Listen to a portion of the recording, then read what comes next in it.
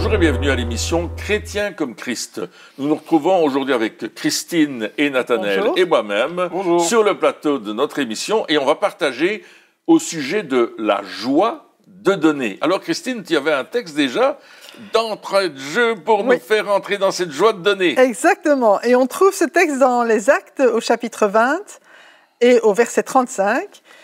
Et il dit, en tout, je vous ai montré qu'il faut travailler, donc c'est l'apôtre Paul qui parle, je vous ai montré qu'il faut travailler ainsi pour soutenir les faibles et se rappeler les paroles du Seigneur Jésus, puisqu'il a dit lui-même, il y a plus de bonheur à donner qu'à recevoir. Et je crois que c'est devenu déjà un adage populaire, c'est une phrase que tout le monde connaît, il y a plus de joie à donner qu'à recevoir, mais l'apôtre Paul dit, mais voilà, vous travaillez.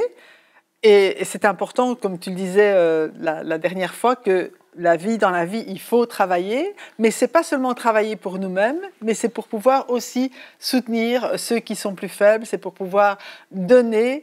Et il y a une telle joie, une telle satisfaction de savoir qu'on peut aider d'autres avec aussi le fruit de notre travail. Donc, donner apporte également la joie. Et donner apporte la joie. Et ça va tellement à contresens de la pensée de ce monde, de dire qu'il y a plus de joie à donner qu'à recevoir. Les gens pourraient dire, moi j'ai plus de joie à recevoir qu'à donner. On a plus de joie à recevoir de l'argent qu'à payer les factures. Enfin, c'est un petit peu cette mentalité et là, l'apôtre Paul nous dit la mentalité du royaume de Dieu, elle est tout autre. C'est pas comme ça que ça fonctionne. Il y a plus de joie à donner qu'à recevoir. On va aider ceux qui, justement, sont dans le besoin. On va aider ceux qui sont faibles. Et il y a de la joie. Et c'est vrai. Alors, quand on ne donne pas, on peut pas découvrir ces choses-là. On peut pas savoir quelle est la joie à donner. On pense que la plus grande joie qu'on peut avoir, c'est de recevoir jusqu'au moment où on commence à donner. Et lorsqu'on commence à donner, on découvre le poteau rose. On découvre que finalement, il y a une telle joie à le faire. Et il parle de bonheur. Le bonheur, c'est quand même une recherche que tout le monde a, de trouver le bonheur. Et le fait de donner nous apporte ce bonheur. Il y a plus de bonheur ou de joie à donner qu'à recevoir. Et quand Jésus dit ces paroles-là, il les dit parce que lui-même est venu se donner pour nous. Et il y a cette dimension où le bonheur de Jésus, c'est de sauver. Et on le voit tout au long de son ministère. Il va guérir les malades, il va ouvrir les yeux des aveugles, il va libérer les gens qui sont prisonniers de démons ou de maladies. Il va donner le meilleur autour de lui. Il va vraiment semer la joie, le bonheur. Quelqu'un qui est malade et tout d'un coup, sa maladie disparaît. Je pense à la belle-mère de Pierre qui avait une fièvre violente, qui l'a cloué au lit, probablement la malaria ou une maladie semblable. Et Jésus est arrivé, il n'y avait aucun remède à ce temps-là pour ce genre de maladie. Et il a menacé la fièvre et la femme s'est levée. Elle était tellement contente d'être complètement guérie qu'elle a servi le repas. Et il y avait du bonheur, elle a reçu et elle a donné. Vous voyez, c'est extraordinaire. Mais quand tu parles de Jésus, moi je pense à la Samaritaine. Jésus était fatigué, Jésus avait faim. Mais quand il a vu la Samaritaine, et puis après, quand il a vu tous les Samaritains qui sont venus, il dit, mais ça, c'est ma joie. C'est comme s'il oubliait ses propres besoins, il a oublié ses propres besoins naturels pour satisfaire aux besoins absolument indispensables des Samaritains. Et ça aussi, quand on parle de donner, il y a quand même une notion, je vais dire, de sacrifice, mais sacrifier pour faire du bien, ça donne une joie extraordinaire. Oui, et puis quelque part, si on continue dans cette mentalité de cette joie de donner, eh bien, on parle aussi, donc, comme on a dit, du ministère de Jésus. C'est-à-dire que quand Jésus est venu, c'était pas pour lui une difficulté d'exercer le ministère. C'est pas que pour lui une tristesse ou un poids excessif. Bien sûr, quand il a été jusqu'à la croix, là, c'était plus difficile, on est d'accord. Mais pendant tout son temps de ministère, c'était pas comme oh oui, il faut encore que je fasse ça. Oh oui, il faut encore guérir une centaine de malades aujourd'hui. J'ai pas envie de le faire. Non, mais il y avait cette joie qui était là.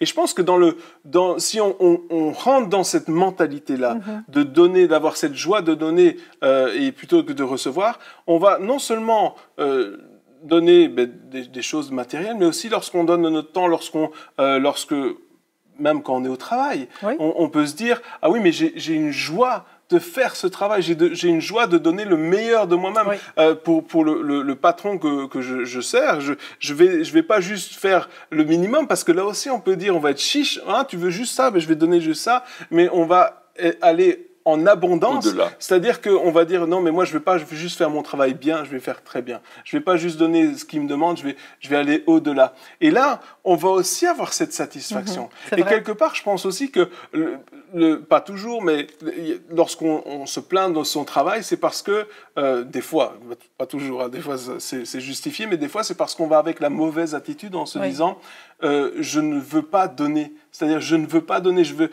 c'est plutôt, on me prend mon temps. On me prend mon temps, et là, effectivement, il y a de la peine. Oui. Mais lorsque je le donne, lorsque je donne mon énergie, lorsque je donne ces choses-là, on va avec une autre attitude. Et là, il y a la joie qui est là, il y a le bonheur. Et même, une autre version dit, il y a une bénédiction qui est là. Donc, quand on choisit de donner, alors à ce moment-là, il y a cette joie. Et lorsque quelqu'un... C'est pour ça que Jésus disait, mais si quelqu'un veut te prendre quelque chose, donne-lui. Parce que si on te prend, alors tu es triste. Mais si tu donnes, alors tu es heureux. Exactement. Et ça, c'est une autre mentalité de dire, ah, ok, quelqu'un essaye de me voler un truc, tu sais quoi ? Je te le donne. C'est vrai. Et au lieu d'être triste, au lieu de souffrir de la situation, je vais être joyeux. Et peut-être que j'aurai plus, peut-être que pendant un temps, ça va être difficile, mais je sais que Dieu va pourvoir en surabondance. Au moins, tu ne subis pas, mais tu vas au-delà. Hein, tu donnes au-delà. Et quand tu disais cela... une mentalité aussi qu'on entend, c'est « je ne veux pas que quelqu'un profite de moi. Je ne veux pas que quelqu'un ait le bénéfice de ce que je fais. » Ça, c'est la mentalité du monde. Et comme tu dis, l'important, c'est de dire « ok, mais je veux être une bénédiction pour ceux qui m'entourent. Et si je peux bénir quelqu'un, peu importe si moi j'ai moins, mais au moins j'ai cette satisfaction que quelqu'un d'autre peut profiter justement de ce que j'ai et ça me donne de la joie. » C'est avoir de la joie de voir le succès de l'autre plutôt que son propre succès ou sa propre provision. Oui, il y a un récit dans la Bible qui est intéressant, dans les Actes des Apôtres, au 8e chapitre, on voit qu'il y a la persécution. Chapitre 7, la persécution d'Étienne, vous vous souvenez, Saul de Tarse qui persécute les chrétiens, etc. On connaît l'histoire, et puis l'Église est dispersée. Et voilà que Philippe, il arrive justement en Samarie, et ce qu'il a, il le donne. C'est-à-dire qu'il commence à prêcher le Christ, il commence à prier pour les malades sont guéris, les démons sont chassés, les paralytiques marchent, les aveugles voient. Et la Bible nous dit qu'il y a eu une grande joie dans la ville de Samarie. Amen. Parce que Philippe a donné ce qu'il avait, il a tout donné, et puis là, les gens, eux, ils ont reçu le bonheur, la joie de connaître le Christ. Ça a changé complètement la situation de la ville, qui était probablement dans la tristesse. On ne peut pas garder ce que Dieu nous donne. On ne peut pas garder. Et c'est aussi, si on continue dans ce fil de pensée, c'est aussi la même mentalité qu'on a des fois vis-à-vis de Dieu. C'est-à-dire qu'on pense que Dieu veut nous prendre des choses. Alors que ce n'est pas vrai. Dieu ne prend pas. La Bible nous dit que lorsque Dieu donne, il ne reprend pas ce qu'il a donné, parce que Dieu n'est pas un voleur. Mais souvent, il y a des gens qui ont cette mentalité de dire, oui, mais Dieu donne et puis Dieu reprend. Et c'est parce que Job avait dit ça. Mais Job, quand il a dit ça, après, il s'est repenti de ses paroles, parce que c'était pas juste. C'était pas Dieu qui avait repris dans l'histoire de Job. Et donc, il y a cette mentalité aussi que Dieu, il va me prendre ceci, il va me prendre cela. Et alors que si on a la bonne mentalité, on se dit, non, je vais donner à Dieu. Je vais donner ma vie à Dieu. Dieu va pas te la prendre. Dieu va pas te forcer à le servir. Dieu, il va pas faire ça. Mais il va te dire, est-ce que tu veux me donner ta vie? Est-ce que tu veux me donner le contrôle de ta vie? Et toutes ces choses-là, donner, c'est pas que des choses financières, c'est pas que du temps, c'est aussi notre vie. On la donne à Dieu, notre volonté, notre avenir, toutes ces choses-là. Et Dieu dit, mais est-ce que tu veux me le donner? Et lorsqu'on décide de lâcher prise sur notre futur, lorsqu'on décide d'arrêter d'essayer de contrôler notre vie, d'arrêter d'essayer d'avoir cette espèce de succès qui est humain, et qu'on dit, mais Seigneur, moi maintenant, je veux plus garder ça, je veux plus avoir peur que tu me le prennes, mais je veux te le donner. Il y a une joie qui vient. Parce qu'il y a cette joie qui est là, parce qu'on se dit, mais on l'a donné à la bonne personne. Exactement. On l'a donné à celui qui va vraiment faire quelque chose de merveilleux avec, mais on a décidé, c'est notre décision. Dieu va jamais nous forcer à le faire, mais il va nous dire, si tu veux être heureux dans la vie, donne-le-moi. Mon fils, donne-moi ton cœur. Donne-moi, voilà, exactement. Et encore une fois, lorsqu'on donne, on l'a lu dans l'émission précédente, c'est sans contrainte, sans tristesse, avec joie, je décide de donner à Dieu. Et c'est là que la foi intervient. En fait, je donne à Dieu parce que je sais que ce qu'il veut pour moi, ce n'est pas des projets de tristesse, mais ce sont des projets de paix et de bonheur. Et ce n'est qu'en me donnant à Dieu que, entre guillemets, je permets à Dieu de conduire ma vie là où il a préparé chacun de mes pas. Et c'est vrai que ça reste notre volonté, parce que Dieu nous a créés libres de dire oui ou de dire non. Mais si nous lui disons oui, on choisit la bonne part. Exactement. On choisit la bonne part et Dieu nous le rend déjà avec cette satisfaction intérieure, avec déjà la présence de Dieu en nous. Parce que ce qu'on oublie parfois, on dit on fait des efforts, et c'est vrai il y a une mentalité qui doit être renouvelée, mais il y a le Saint-Esprit qui est là, et puis qui vient nous conduire dans ces bonnes œuvres que Dieu a préparées d'avance pour nous. Et si on adapte nos raisonnements à ce que le Saint-Esprit nous dit, eh bien on va vraiment marcher en harmonie avec ce que Dieu attend de nous, et c'est le bonheur parfait. J'aimerais dire qu'il y a deux manières de concevoir cela. La première, c'est que Dieu me donne quelque chose, moi je lui donne ma vie, et il y a du bonheur qui vient. Oui.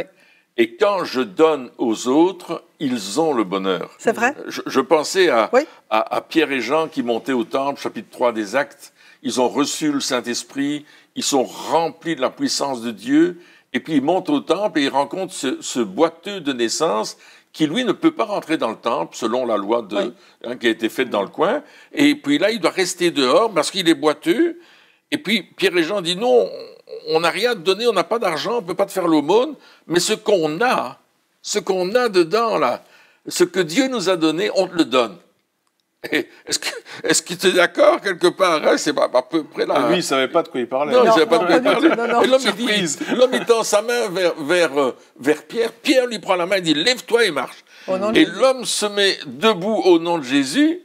Et il rentre en chantant, en louant Dieu et en sautant. Il y a le bonheur qui se manifeste. Pour la première fois de sa vie, il peut rentrer dans le temple. Et ça se manifeste, on le voit. Donc, quelque part, ils ont reçu cette révélation de Dieu sur la guérison. Ils ont reçu cette puissance du Saint-Esprit. Et ils vont la partager aussi. Hein, ils vont la donner autour d'eux. Et je pense que nous aussi, on a cette même responsabilité de dire, OK, ce que nous avons reçu, les révélations, les choses qu'on découvre avec Dieu aussi, on doit les donner autour de nous. Des fois, on a l'impression que c'est un petit peu comme des secrets. Oui, attends, j'ai vécu ça avec Dieu, mais surtout, il faut pas le dire à personne parce que peut-être ça va choquer. Non, la vérité, c'est que lorsqu'on partage ces choses-là, non seulement on voit du miraculeux, on voit des choses extraordinaires que Dieu est en train de faire, mais les autres aussi peuvent après vivre du miraculeux, parce que les disciples, ceux qui ont reçu le Saint-Esprit, etc., ils n'ont pas à dire on va le garder pour nous. Il a été partagé. C'est vrai. C'est pas seulement eux qui ont fait des miracles, mais après ça s'est propagé, c'est-à-dire que les autres aussi ont commencé à en faire. Donc là aussi, cette révélation que Dieu nous donne, on doit la partager autour de nous. Hein. On peut pas la garder. Et ça aussi, ça fait partie du don. Ouais. Alors, bien sûr, je suis conscient que apprendre ça peut choquer, dans le sens où c'est pas comme ça qu'on a été enseigné. C'est pas le principe de ce monde. C'est pas comme ça qu'on fait normalement. Normalement, tout ce qu'on apprend, et si on le transmet, tout est payant. Tout ce qu'on a, si tu veux ce que j'ai, si tu veux un service, il faut que tu payes, il faut que tu donnes. Mais ça nous dérange, ça va nous déranger aussi de dire, voilà, je vais donner ces choses-là, je vais donner librement, je vais et faire confiance à Dieu, avoir la foi que Dieu va faire ces choses-là. Ouais. Et donc, voilà, c'est un bouleversement dans notre mentalité. Et la question, c'est, est-ce que nous sommes prêts à laisser Dieu bouleverser notre manière de faire les choses? Et est-ce que nous sommes prêts à rentrer dans cette cette mentalité du royaume. Encore une fois, on voit dans ces émissions Chrétiens comme Christ toutes les facettes, ou en tout cas, pas toutes, parce qu'on ne les connaît pas toutes, mais toutes celles qu'on connaît, en tout cas, de cette mentalité du royaume, de cette manière de faire du royaume, qui n'est pas la manière de faire qu'on connaît tous autour de nous, en tout cas pour la plupart, mais qui est la manière de faire que Jésus, c'est comme ça que Jésus faisait, et c'est comme ça qu'il veut que nous fassions également. C'est vrai. Ça veut dire qu'on a quelque part, on a tous à faire des progrès dans ce chemin. On n'est pas arrivé, même les choses qu'on enseigne aujourd'hui, on dit ok, on est repris nous-mêmes en disant waouh, il y a peut-être des choses qu'on peut faire mieux pour le Seigneur, qu'on peut mieux obéir, qu'on peut mieux s'adapter à ce que lui attend de nous pour que le monde sache, pour que le royaume avance. Parce qu'en fait, tout ce que Dieu attend de nous en étant sur cette terre, c'est de faire avancer le royaume de Dieu, c'est de préparer sa venue, c'est de le faire connaître par tous les moyens qu'il nous a donnés, en comptant sur lui justement pour pourvoir à nos besoins.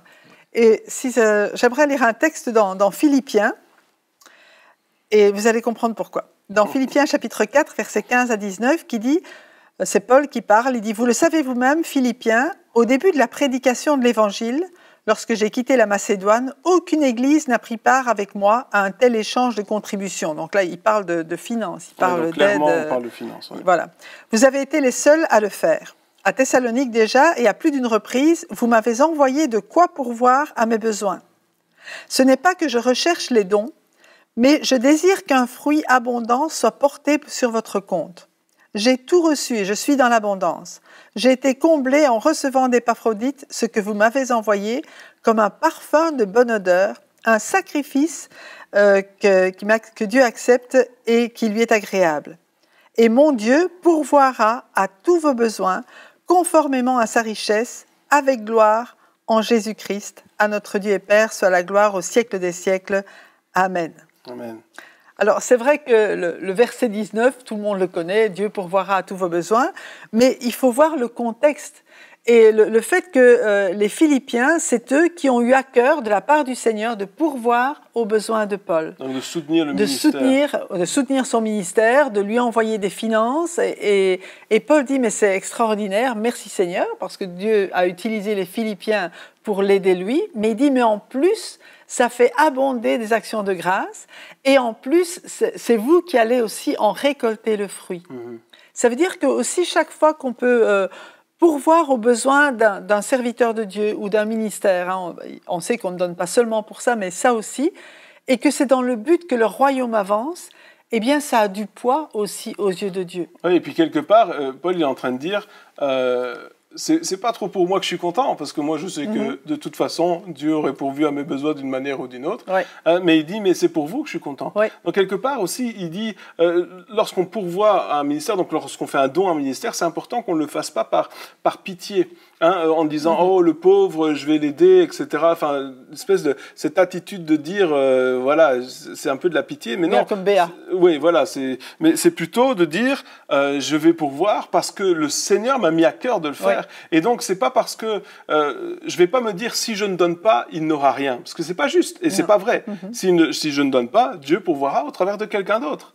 Parce que c'est Dieu qui pourvoit et pas moi. Donc, si on a cette... Voilà. Donc, mais c'est de dire, je vais participer à la bénédiction parce que Dieu m'a mis ça à cœur et je sais que si il m'a mis ça à cœur, ça veut dire qu'il faut que je le fasse. Et lorsque je vais le faire, Dieu sait que sur ma route, il y aura un autre besoin et qu'en faisant cela, je sème déjà, je participe déjà à la bénédiction future qui va être la mienne après. Donc, quelque part, il y a aussi, voilà, des fois, il y a une mauvaise mentalité lorsqu'on donne en se disant, et ceux qui demandent aussi en disant, si vous ne donnez pas, personne ne donnera et je vais mourir. Mais c'est pas juste et c'est pas vrai. Dieu va pourvoir de toute façon, ça reste mais vraiment important. Je vais faire partie de cette provision divine et je sais, et Paul il continue en disant, mais je sais que mon Dieu pourvoira à tous vos besoins parce que selon la richesse de sa gloire, et ce qu'il dit dans une autre version, il dit selon ce que j'ai vu de sa gloire. C'est-à-dire que Paul, il avait une révélation du ciel, il y avait une révélation de la richesse qu'il y avait au ciel et il s'est dit, en voyant la pile de pièces d'or là-haut, à mon avis, il n'y aura pas de problème. Parce que c'était vraiment cette révélation, selon la richesse de sa gloire. Paul savait la richesse de la gloire qu'il y avait, il savait la richesse qu'il y avait dans le ciel. Il dit, je ne m'inquiète pas pour vous, Dieu va pourvoir à vos besoins aussi. Oui, Paul avait vu la grandeur de Dieu, il avait vu la grandeur merveilleuse et magnifique du royaume de Dieu, et il s'est dit, moi je suis déjà dans ce royaume, et j'ai tout à ma disposition. Et c'est ça, en fait, d'être capable de pouvoir donner, parce qu'on sait que tout est à notre disposition. Dieu n'a-t-il pas dit, à moi l'or et l'argent, ça m'appartient. Tout lui appartient. Et puis, Paul, il faisait pas l'aumône. Non, il faisait pas l'aumône. Et des fois, il faut faire attention aussi parce que il n'essayait pas de manipuler les gens. Il n'essayait pas de parce que des fois, il y a ça. Et malheureusement, dans notre il y a ça. Il y a cette. Alors, je dis pas qu'il faut pas faire de demande. C'est pas ça que je suis en train de dire, mais pas de manipulation. Pas de manipulation. Paul, il disait, mais il y a pas de problème. Je sais que Dieu pourvoit. Et lorsque vous allez me bénir, c'est vous que vous bénissez en même temps. C'est pas par pitié, vous allez vous bénir, vous allez être bénis également. Donc il disait, mais moi j'ai pas de problème. Mais est-ce que vous voulez être bénis ? C'est aussi ça, cette question qu'il disait. C'est extraordinaire. C'est tout simplement ça. Je voudrais revenir un peu en arrière par rapport aux 12 disciples qui ont été avec Jésus. Ils ont vécu avec lui et ils ont reçu de lui une partie du ciel. Parce que Jésus venait du ciel et il lui a donné les choses spirituelles. Jésus a communiqué à ses disciples des choses qui venaient du ciel, une mentalité différente. Les 12 disciples sont devenus les 120 dans la chambre haute. Les 120 revêtus du Saint-Esprit sont devenus les 3000. Les 3000 revêtus du Saint-Esprit, parce que Pierre est clair, il dit « Soyez baptisés pour le pardon de vos péchés et vous recevrez le Saint-Esprit ». Donc c'est clair que là aussi ils ont reçu le Saint-Esprit. Les 3000 sont devenus les 5000 et ainsi de suite. Et ça n'a pas arrêté jusqu'aujourd'hui, parce que ces 12 disciples-là ont reçu Jésus qui s'est donné, eux-mêmes se sont donnés, ils se sont multipliés à 120, les 120 se sont multipliés. Le fait de donner et de recevoir va permettre que nous nous multiplions. Amen. Il y a une multiplication qui n'est pas seulement une multiplication financière, mais qui est une multiplication de vies sauvées, de vies transformées, de personnes qui découvrent la vie éternelle en Jésus-Christ et qui tout d'un coup sont passées de la mort à la vie.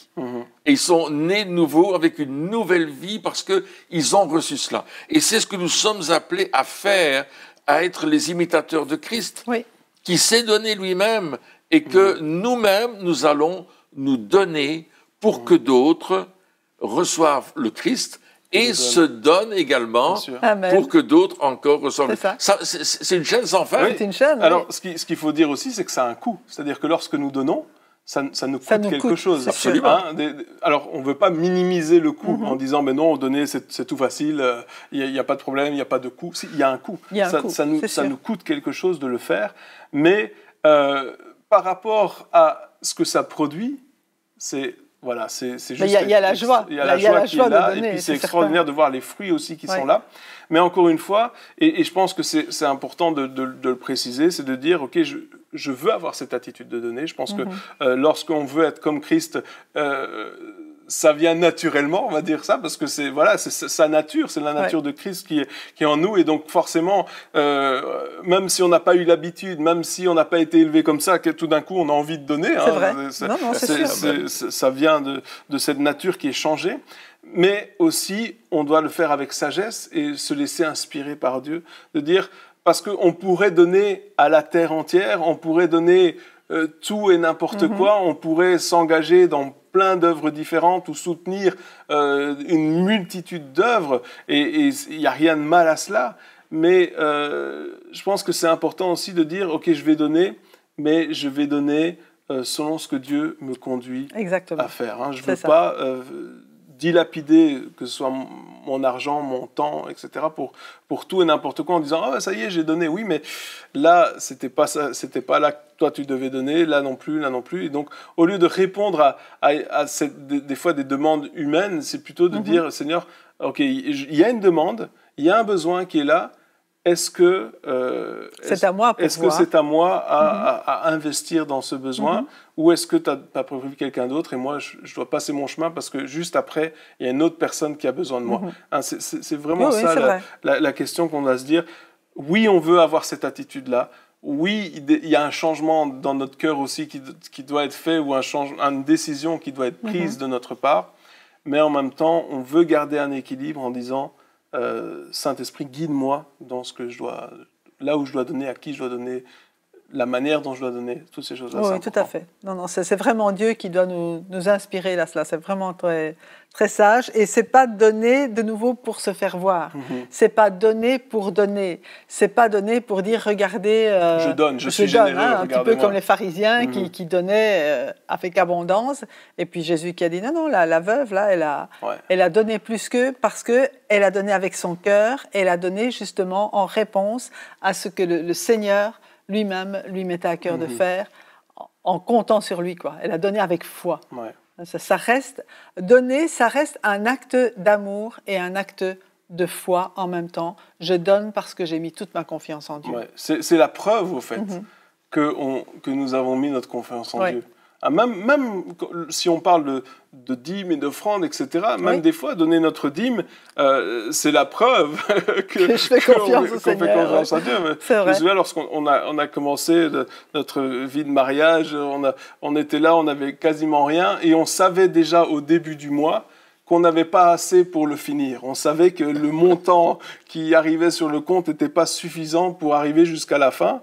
Et puis, avant toute dépense, on décidait de donner notre dîme. Et là, les gens pouvaient dire, mais enfin, vous savez que mais tu es sûr déjà que tu vas manquer à la fin, tu es sûr déjà que tu n'as pas assez, et tu vas donner ce que tu n'as pas. Et chaque mois, à chaque fois, Dieu avait une provision d'une manière ou d'une autre. On arrivait toujours à terminer le mois, on arrivait toujours à payer les factures, on arrivait toujours à manger. Et il y avait, voilà, c'était pas. Alors il fallait faire attention, il fallait être sage, il fallait voilà, être intelligent dans nos dépenses. Et il faut toujours d'ailleurs, mais on savait que Dieu était notre source. Et lorsqu'on donne aussi, comme tu dis, on sort de notre zone de confort. Mais quelque part, on se dit, mais Seigneur, c'est toi ma source. C'est pas les billets là, c'est pas le montant, les chiffres qu'il y a sur mon compte, c'est toi ma source. Amen. Et je vais donner. Et là, on voit que Dieu, il agit et fait des choses extraordinaires. Oui, et puis ça s'apprend à donner. On apprend à donner. C'est vrai. On va pas commencer à donner des grosses sommes. On va donner des choses que Dieu nous met à cœur de donner. Il y a un besoin, il y a un appel, il y a quelque chose de particulier. On dit ouais, je vais le faire. Ah oui, là je peux le faire. Et on va donner en fonction de ce qu'on a, tout compte fait, et on va le faire avec joie. Et puis on va voir qu'il se passe quelque chose. Au début, on ne le fait pas parce qu'on veut qu'il se passe quelque chose dans nos finances ou dans notre vie. Mais on voit que Dieu, tout d'un coup, il pourvoit. C'est un choix de la foi. C'est un choix de plaire à Dieu et de lui faire confiance. Amen. Eh bien, chers amis, merci de nous avoir suivis encore durant cette émission. Et puis on se retrouve très bientôt pour la suite. Au revoir.